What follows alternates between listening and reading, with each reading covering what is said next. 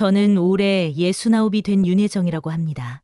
어느 날 마당 빨랫줄에 걸린 속옷들을 바라보다가 깊은 한숨을 내쉬었지요.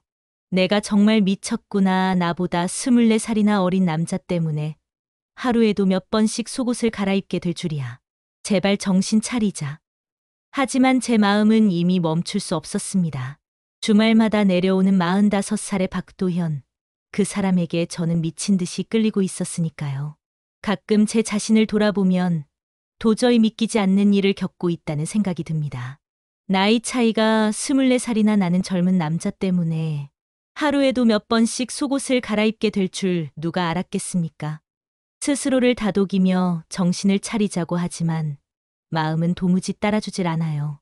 남편이 세상을 떠난 뒤 저는 외로움을 견디지 못하고 아들과 함께 살기 위해 서울로 올라왔습니다. 그게 제 인생에서 가장 큰 실수였지요. 남편이 피땀 흘려 마련한 성남의 작은 7층짜리 빌딩. 제겐 단순한 재산이 아니라 남편의 혼이 깃든 소중한 공간이었습니다. 그런데 아들 상민과 며느리 지연은 그것마저 자신들의 손에 넣으려 했습니다.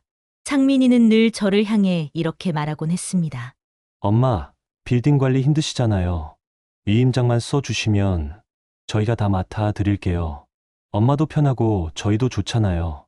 멀쩡히 두 손 두 발 다 있는 제가 왜 제 삶의 전부를 자식에게 내어주어야 하는 걸까요? 며느리 지연은 더 노골적이었습니다.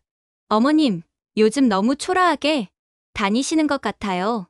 빌딩 주인이 그렇게 보이면 세입자들이 우습게 보잖아요. 그렇게 제 옷차림 하나까지 흠잡으며 저를 무능하고 초라한 사람으로 몰아붙였지요. 그 말들이 제 가슴을 얼마나 후벼 팠는지 모릅니다. 저는 결국 서울 생활을 정리하고 충주로 내려왔습니다. 남편과 신혼 시절을 보냈던 충주호가 내려다 보이는 작은 집이 제겐 마지막 안식처 같았거든요. 그곳에 도착했을 때 맑은 공기와 호수의 잔잔한 물결이 제 숨을 깊이 들이마시게 했습니다. 아, 여기가 바로 내가 있어야 할 곳이구나. 그 생각이 절로 들었지요. 그런데 충주로 내려와 얼마 지나지 않아 제 삶에 전혀 예상치 못한 인연이 찾아왔습니다. 옆집 빈터에는 어느새 주말 농장이 들어서 있었어요. 포도 덩굴이 파고라를 타고 오르고 가지런히 정돈된 채소밭과 작은 온실이 놓여 있었습니다.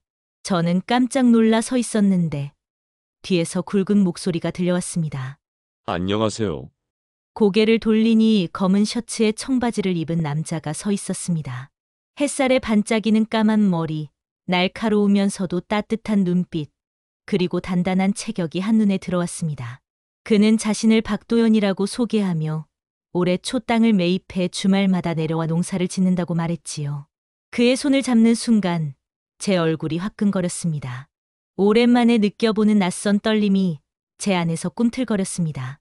며칠 후 일이었습니다. 저는 텃밭에서 고추를 따다가 그만 허리를 삐끗해 움직이지 못하고 말았습니다.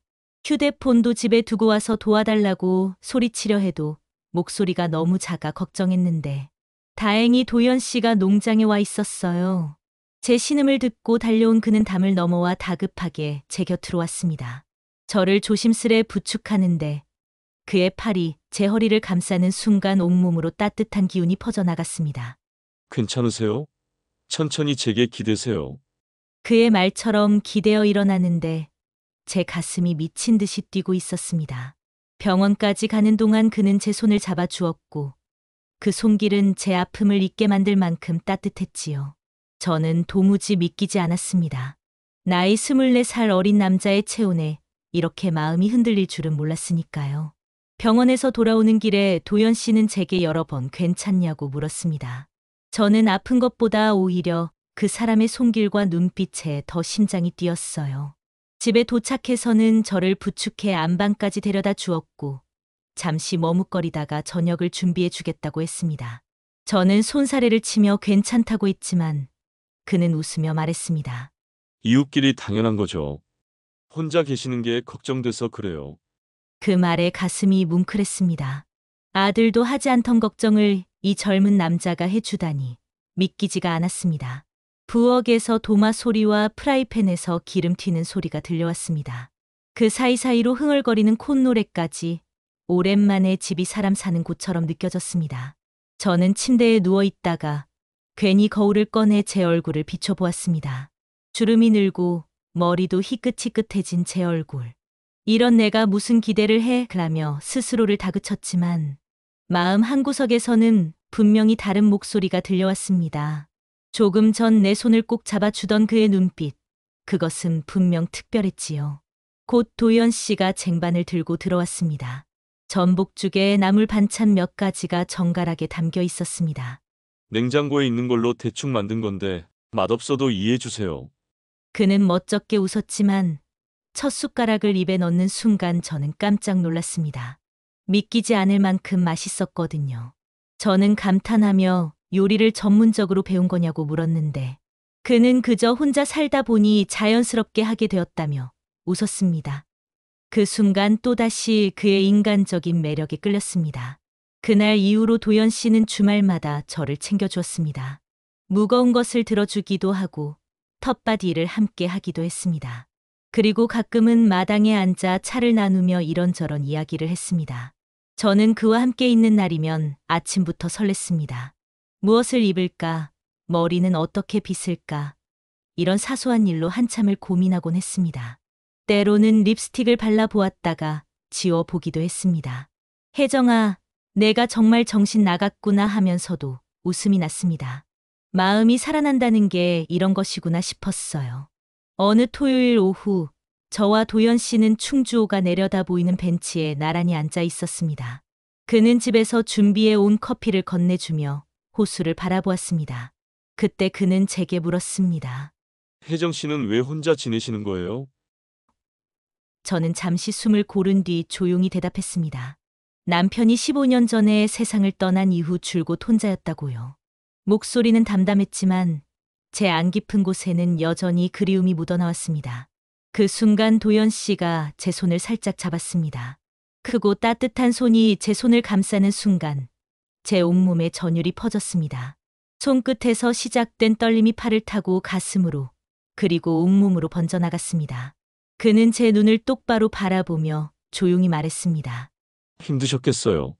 단 한마디였지만 저는 그 말에 눈물이 터져 나왔습니다. 아들 부부에게서는 단 한 번도 들어보지 못한 위로였으니까요. 저는 손등을 훔치며 물었습니다. 도연 씨는 결혼은? 그러자 그는 잠시 망설이다가 대답했습니다. 5해 전 성격 차이로 이혼을 했고 아이도 없고 그 후로는 일에만 몰두했다고 말이죠. 그의 목소리에도 쓸쓸함이 묻어 있었습니다. 우리는 서로의 외로움을 알아보았고 그 순간 묘한 공감대가 생겨났습니다. 석양이 충주호 위로 붉게 번지던 그날 도연 씨는 제게 고백했습니다. 혜정 씨를 만나고 나서 주말이 기다려져요. 농장 일도 즐겁지만 사실은 혜정 씨 덕분이에요. 그는 끝까지 말을 잇지 않았지만 눈빛이 모든 걸 말해주고 있었습니다. 제 심장은 미친 듯이 뛰었고 가슴 깊은 곳에서 오랫동안 잠들어 있던 감정이 서서히 깨어나는 걸 느꼈습니다. 며칠 뒤 저는 도서관에서 책을 빌려 나오던 중 갑작스러운 소나기를 만났습니다. 우산도 없이 처마 밑에서 발만 동동 구르며 비가 그치기를 기다리고 있었죠. 그땐 아직은 목소리가 제 이름을 불렀습니다. 고개를 들자 빗속을 헤치며 우산을 들고 뛰어오는 도연 씨가 보였습니다. 깔끔한 정장을 입고 있었는데 아마 서울에서 일을 마치고 내려오는 길이었던 모양이었습니다. 그는 숨을 고르며 말했어요. 혜정 씨, 우산 없으시죠? 같이 가요. 그는 망설임 없이 제 머리 위에 우산을 씌워 주었습니다. 작은 우산 속에 우리 둘이 함께 들어서자 어깨가 자연스럽게 맞닿았습니다. 빗방울이 우산을 두드리는 소리가 귓가에 울려 퍼졌습니다. 제 심장은 그 소리보다 더 크게 뛰고 있었습니다. 그의 어깨에 제 팔이 스칠 때마다, 그의 숨결이 가까이 느껴질 때마다 온몸에 전율이 흘렀습니다. 그는 제게 차까지 모셔다 드리겠다며 천천히 걸음을 옮겼습니다. 우리는 아무 말도 하지 않았지만 빗소리와 함께 흐르는 고요 속에서 묘한 친밀감이 피어올랐습니다. 차에 도착하자 그는 손수건을 꺼내 제 머리칼에 맺힌 빗방울을 닦아 주었습니다. 감기 걸리시면 안 되잖아요. 그 부드러운 손길에 저는 눈을 감고 말았습니다. 순간 몸 깊은 곳에서 뜨거운 무언가가 솟구치는 것을 느꼈습니다. 오랫동안 닫혀있던 제 마음과 몸이 서서히 깨어나는 것 같았지요. 그날 이후 저는 도연 씨를 더 의식하게 되었습니다. 장을 보러 전통시장에 함께 간 적이 있는데 시장 사람들의 시선이 은근히 느껴졌습니다. 아주머니들이 수군거리며 저희를 바라보는 것도 들렸습니다. 혜정이가 저런 훤칠한 남자랑 다니네. 혹시 사귀는 거 아냐? 누군가는 나이 차이를 운운하며 그냥 아는 사이라고 했지만 이상하게 저는 그 말들이 기분 나쁘지 않았습니다. 오히려 제 마음은 설레고 잊고 있던 젊은 날의 두근거림이 되살아났습니다. 생선 가게 앞에서 전복을 고르던 순간 도연 씨가 제 귀에 바짝 다가와 속삭였습니다. 이걸로 지난번보다 더 맛있는 죽을 끓여 드릴게요.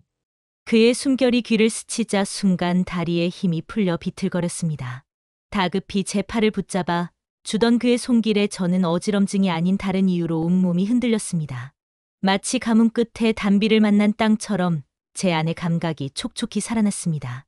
그 후에도 우리의 인연은 계속 이어졌습니다. 충주호가 내려다 보이는 벤치에 앉아 커피를 마시며 해가 지는 풍경을 함께 바라보곤 했습니다. 그때마다 도연 씨는 제게 따뜻한 말들을 건넸습니다. 남편을 잃고 홀로 살아온 제 지난 세월을 들려주면 그는 언제나 깊은 눈빛으로 제 이야기를 들어주었습니다. 그리고 말했습니다. 혜정 씨, 전혀 초라하지 않으세요. 오히려 깊은 아름다움이 있으세요. 그 말에 제 얼굴은 화끈 달아올랐습니다. 언제 마지막으로 이런 칭찬을 들어본 걸까요? 도연 씨와 함께 있는 시간이 늘어날수록 제 마음은 더 이상 부정할 수 없게 되었습니다. 이 젊은 남자가 제게 웃음을 주고 설렘을 주고 삶의 이유를 다시 만들어주고 있다는 사실을요. 저는 매번 다짐했습니다. 정신 차리자. 이제 그만하자. 하지만 그와 눈이 마주치고 손을 잡을 때마다 그 다짐은 모래성처럼 무너지고 말았습니다. 평화로운 날들이 오래가진 않았습니다. 어느 일요일 아침, 저는 마당에서 따뜻한 햇살을 느끼며 차 한 잔을 하고 있었습니다. 그런데 갑자기 현관문이 벌컥 열리더니 아들 상민과 며느리 지연이 들이닥쳤습니다. 그들의 얼굴은 불만과 짜증으로 가득 차 있었습니다. 엄마, 도대체 뭐 하시는 거예요? 빌딩 위임장도 안 보내고! 제가 몇 번이나 전화했잖아요! 상민은 들어서자마자 고함부터 질렀습니다. 민지연은 집안을 훑어보며 비웃듯 말했지요. 어머님, 이런 시골집에서 혼자 뭘 하시겠어요? 이제 나이도 있으신데 편하게 사셔야죠. 빌딩은 저희에게 맡기세요. 저희가 관리해야 세입자들도 안심하지 않겠어요? 저는 차분히 대답했습니다. 싫다고 했잖니. 그건 내 아버지가 남기신 거야. 내가 지킬 거야. 하지만 아들 녀석은 제 말을 무시하고 더 목소리를 높였습니다. 엄마는 관리도 제대로 못 하시잖아요. 지난달에도 세입자 임대료 못 받은 데가 있다면서요. 그냥 저희에게 맡기시면 돼요. 그러면서 제 팔을 억지로 잡아 끌며 도장을 가져오라고 소리쳤습니다. 그의 소나기는 생각보다 강했고 순간 너무 아파서 비명을 지를 뻔했어요. 그때였습니다. 담장 너머에서 굵은 목소리가 들려왔습니다. 무슨 일이십니까? 고개를 돌리니 도연 씨가 담을 넘어 들어오고 있었습니다. 그는 평소처럼 편안한 차림이었지만 눈빛은 단단히 굳어 있었습니다. 당신은 누구요? 상민이 버럭 소리쳤습니다. 이웃에 사는 박도연입니다. 도연 씨는 차분히 말했지만 단호했습니다. 그런데 왜 어머님을 그렇게 거칠게 대하시죠? 그는 제 팔을 움켜쥔 아들의 손을 강하게 떼어냈습니다. 상민이 순간 놀란 듯 비틀거리며 손목을 주무르더군요.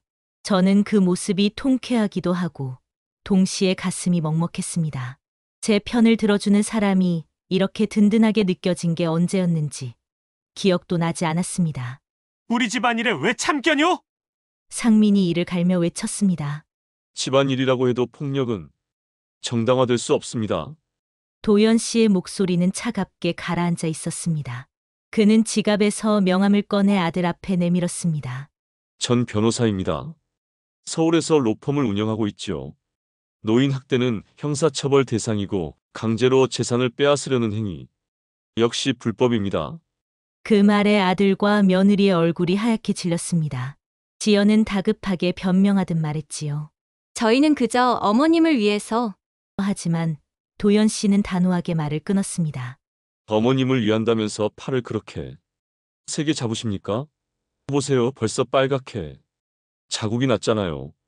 그는 제 팔을 조심스레 잡아 보여주었습니다. 그 순간 제 가슴은 미친 듯이 뛰었습니다. 누군가가 저를 지켜준다는 사실이 이렇게 든든하고 벅찬 감정인지 저는 그제야 깨달았습니다. 아들과 며느리는 결국 더 말하지 못하고 서둘러 집을 나갔습니다. 현관문이 닫히자마자 저는 마루에 털썩 주저앉아 버렸습니다. 그동안 쌓여온 서러움과 분노, 그리고 안도감이 한꺼번에 몰려와 눈물이 터져 나왔습니다. 도연 씨는 말없이 제 곁에 앉아 제 어깨를 감싸 안아 주었습니다. 괜찮아요. 제가 있잖아요. 그 한마디에 저는 더 서럽게 울었습니다. 그의 품은 넓고 따뜻했습니다. 가슴에 얼굴을 묻으니 심장 소리가 들려왔습니다. 규칙적이고 힘찬 울림이 제 눈물마저 달래주는 듯했어요. 저는 속으로 다짐했습니다. 이제는 더 이상 혼자가 아니라고, 누군가 제 곁에 서 있다고요. 아들 부부가 떠난 뒤 저는 한참 동안 울었습니다. 그동안 쌓여온 서러움이 한꺼번에 터져 나왔던 것이지요. 그런데 곁에 앉아 제 어깨를 감싸준 도연 씨의 존재가 그 모든 고통을 조금씩 녹여주었습니다. 그는 조용히 제 눈물을 닦아주며 말했습니다. 혜정 씨, 이제 법적으로 확실히 정리합시다. 더는 괴롭히지 못하게요. 며칠 뒤 도연 씨는 서울에서 자신의 로펌 변호사들을 데려왔습니다. 놀라운 건 그들이 그를 대표님이라고 부른다는 사실이었습니다. 저는 그제야 알았습니다. 도연 씨가 단순히 작은 사무실을 운영하는 변호사가 아니라 규모 있는 로펌을 이끄는 사람이었다는 것을요. 제가 놀란 기색을 보이자 그는 웃으며 말했습니다. 중요한 건 그게 아니에요. 중요한 건 혜정 씨를 돕는 거죠. 그와 변호사들은 성남 빌딩에 신탁을 설정해 아들과 며느리가 함부로 접근할 수 없도록 법적 장치를 마련해 주었습니다. 또한 노인 학대와 재산 갈취 시도에 대해 공식적인 경고장을 보냈습니다. 서류에 사인을 하는 동안 그는 제 곁에서 차근차근 설명해 주었고 어려운 법률 용어도 쉽게 풀어주었습니다.